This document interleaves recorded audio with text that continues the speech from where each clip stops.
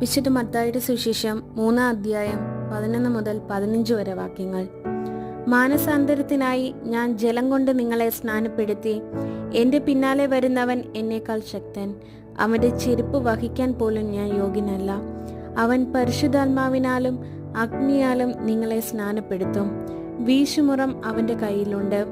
അവൻ കളം വെടിപ്പാക്കി ഗോതമ്പ് അറപ്പുരയിൽ ശേഖരിക്കും.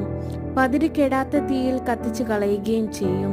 യേശു യോഹന്നാനിൽ നിന്ന് സ്നാനം സ്വീകരിക്കാൻ ഗലീലയിൽ നിന്ന് ജോർദാനിൽ അവൻ്റെ അടുത്തേക്ക് വന്നു. ഞാൻ നിന്നിൽ നിന്ന് സ്നാനം സ്വീകരിക്കേണ്ടിയിരിക്കെ നീ എൻ്റെ അടുത്തേക്ക് വരുന്നുവോ എന്ന് ചോദിച്ചുകൊണ്ട് യോഹന്നാൻ അവനെ തടഞ്ഞു. എന്നാൽ യേശു പറഞ്ഞു, ഇപ്പോൾ ഇത് സമ്മതിക്കുക. അങ്ങനെ സർവ്വനീതിയും പൂർത്തിയാക്കുക നമുക്ക് ഉചിതമാണ്. അവൻ സമ്മതിച്ചു.